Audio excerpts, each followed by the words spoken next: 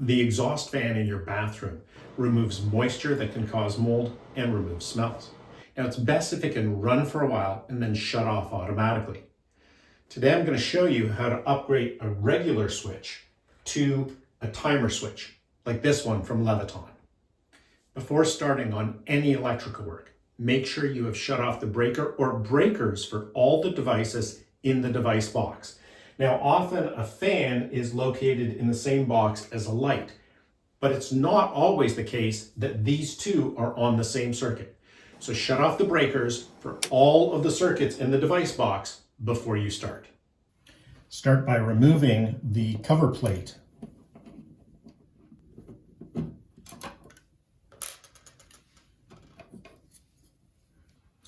Use a non-contact voltage tester to test all of the connections that you can see.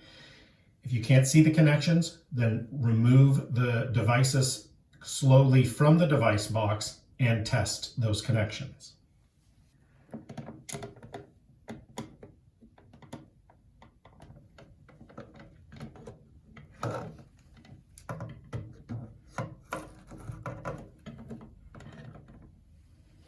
Now we can remove the wires from the switch.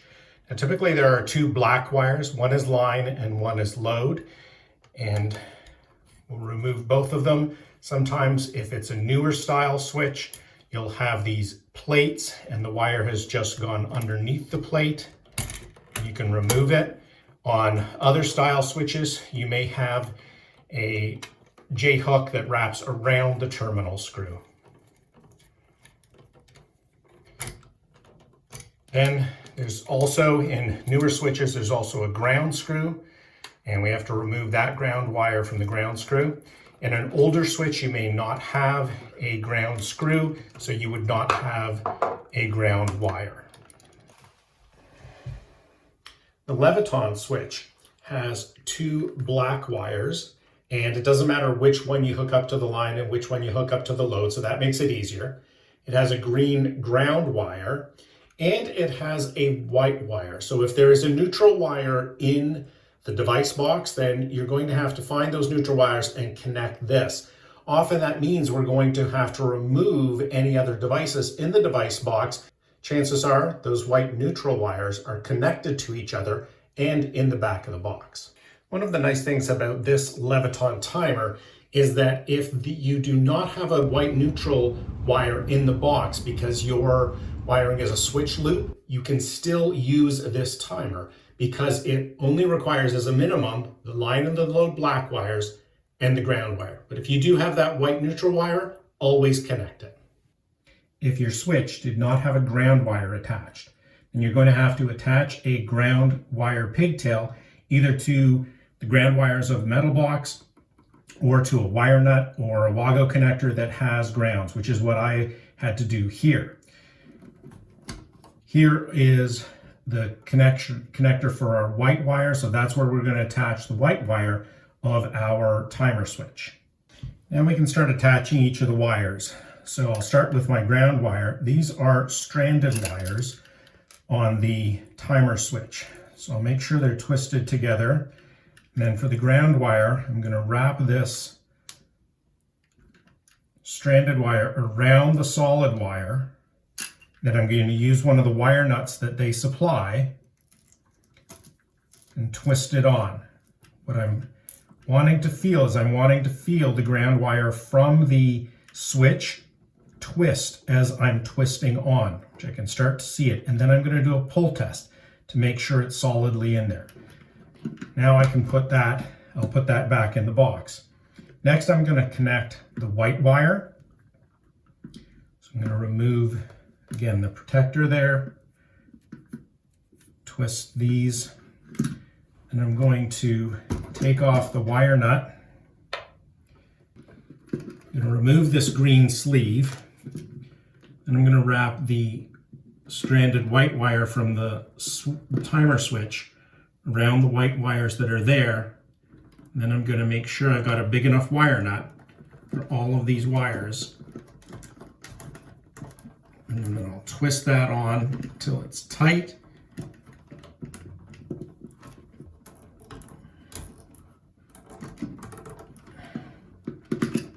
the white wire doesn't pull out. Now I'm going to tuck these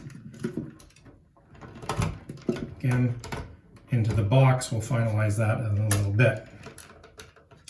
Now I've got my two black wires. One is going to go to the load and one is going to go to the line. Again, it doesn't matter which goes to which. So I'll use this one over here to go to the load.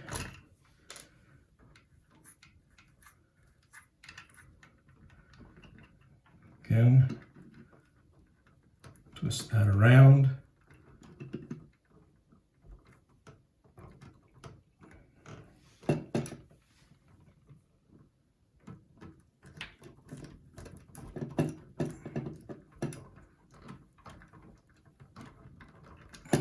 Nice and solid.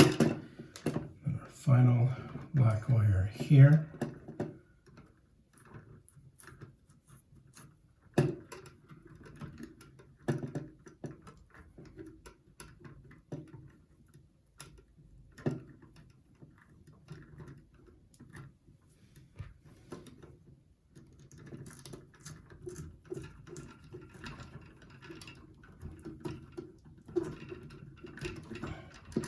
Okay, so now we have wired up our timer switch.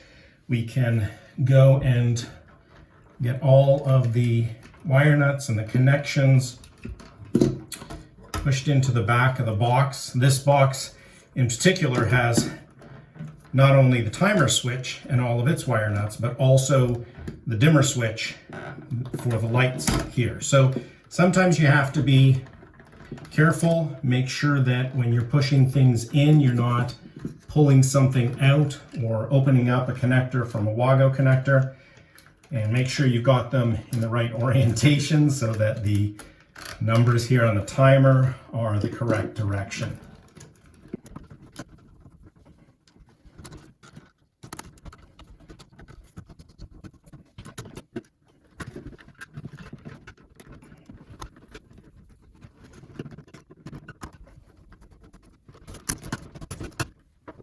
After you have the devices secured in the box, then you can go and turn on the breaker.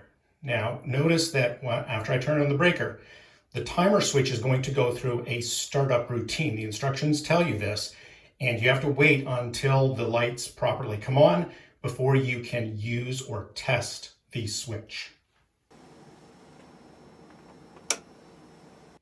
When the green light comes on, then you know the power is going to the timer switch. And now we can test it. Press any of the times here, and the fan comes on. To turn it off at any time, we'll just press the bottom button and the fan stops.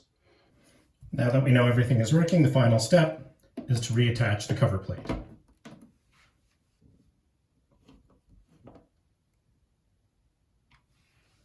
So that's how you can upgrade a simple switch for your exhaust fan to a timer switch. Remember to turn that timer switch on before you start your shower so that the moisture comes out of the room right away. If you found this video interesting, please consider liking the video and subscribing to the channel, where I publish videos of other tools, products, and projects that can help us upgrade our homes. If you found this video helpful, here are some other videos I think you'll also find helpful. Thanks for watching.